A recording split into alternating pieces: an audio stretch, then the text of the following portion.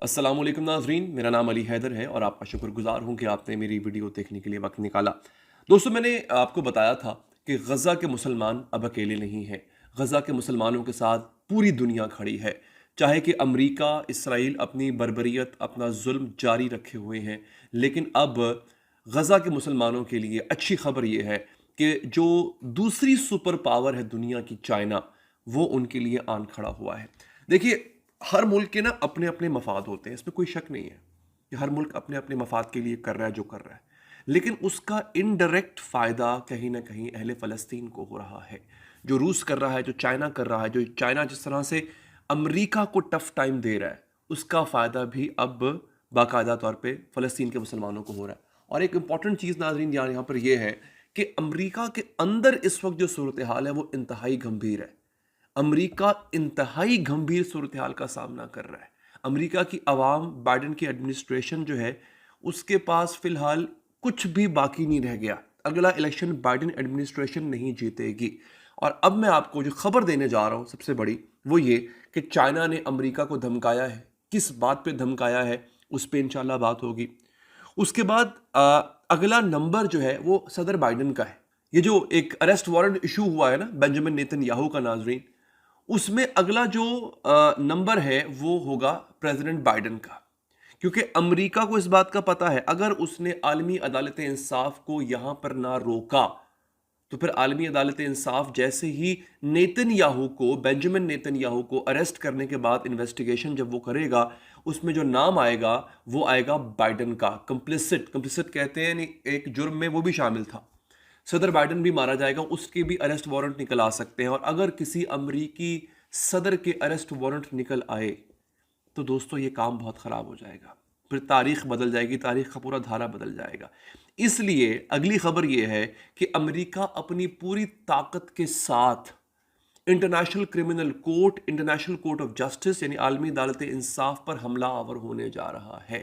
اور ایک امریکی سینیٹر نے باقاعدہ طور پہ دھمکی دی ہے کہ ہم پنش کریں گے، ہم سزا دیں گے انٹرنیشنل کورٹ آف جسٹس کو۔ یہ اس کے باقاعدہ طور پہ الفاظ تھے ناظرین۔ ایک تو اس پہ میں آپ کو اس کی آڈیو سناؤں گا کہ اس نے کیا کہا۔ مائک جانسن جو ہے وہ سپیکر ہے ہاؤس آف ریپرزینٹیٹیو کا، بیسکلی جیسے قومی اسمبلی کا سپیکر ہوتا ہے، وہاں کا سپیکر ہے مائک جانسن۔ اس کے ساتھ ساتھ میں آپ کو ایک تصویر دکھانا چاہتا ہوں۔ یہ تصویر آپ کے سامنے آ چکی ہے، یہ پاکستان کی تصویر ہے۔ یہاں پہ جو آپ کو بلٹ پروف جیکٹ پہنے ہوئے صاحب نظر آ رہے ہیں، یہ ہمارے اسلام آباد کے ایک ایس پی صاحب، اور جو دوسری سائڈ پہ آپ کو جنہوں نے فلسطین کا وہ سکارف پہنا ہوا ہے، وہ ہے سینیٹر مشتاق جماعت اسلامی کے۔ میرا نہیں خیال پاکستانی اور پاکستانی بھی وہ جو فلسطین کا درد رکھتے ہیں وہ سینیٹر مشتاق کو نہ جانتے ہو۔ یہ وہ واحد سیاست دان ہے جو پہلے دن سے لے کر آج تک فلسطین کے لیے آواز اٹھا رہا ہے۔ جب یہ پارلیمنٹ میں بطور سینیٹر کام کر رہے تھے تب یہ آواز اٹھاتے تھے، اب یہ گلیوں میں، سڑکوں پہ اہل فلسطین کے لیے آواز اٹھا رہے ہیں۔ یہ جو انگلی دکھا رہے ہیں صاحب، یہ بیسکلی ہماری ریاست کی نمائندگی کر رہے ہیں، اور جو اس سائڈ پہ کھڑا ہے وہ عوام کے منتخب نمائندے ہیں ناظرین۔ اب وہ اہل فلسطین کے حق میں ریلی نکال رہے ہیں اور دھمکی آمیز لہجے میں، دھمکی آمیز انداز میں جو انگلی دکھا رہے ہیں وہ ہماری ریاست کے نمائندے ہیں، ہمارے پولیس افسر۔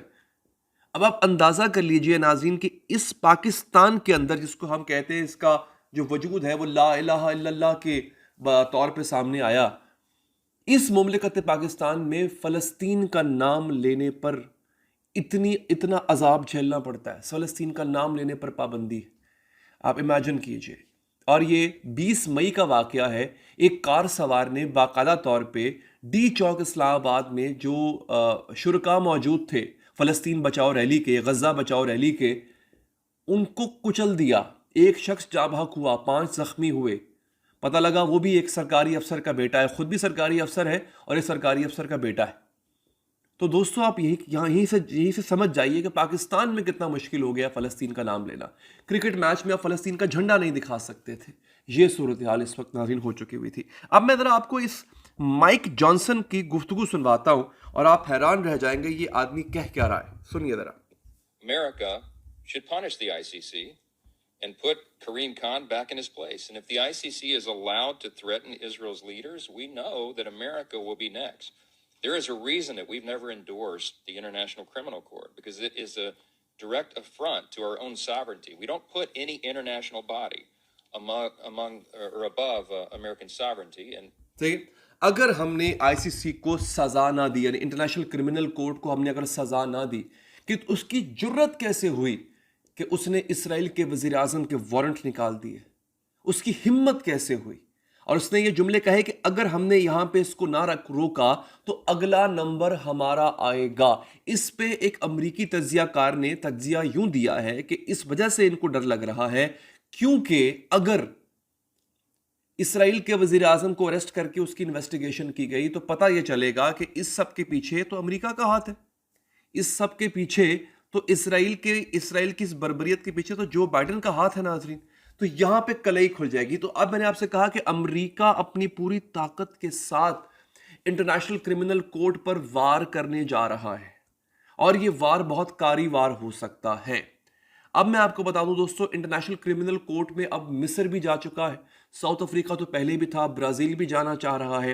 انٹرنیشنل کرمنل کورٹ کو گرانا اب اتنا آسان نہیں ہوگا کیونکہ آدھی سے زیادہ دنیا اس وقت آئی سی سی اور آئی سی جے کے ساتھ کھڑی ہوئی ہے. دوستو ایک تو اب میں نے آپ کو اس کے حوالے سے صورتحال بتا دی دوستو.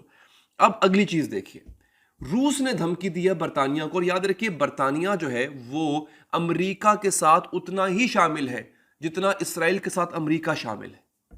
ٹھیک ہے, اس جنگ کے اندر یہ جو فلسطینیوں کے سر پہ مسلط کی گئی ہے.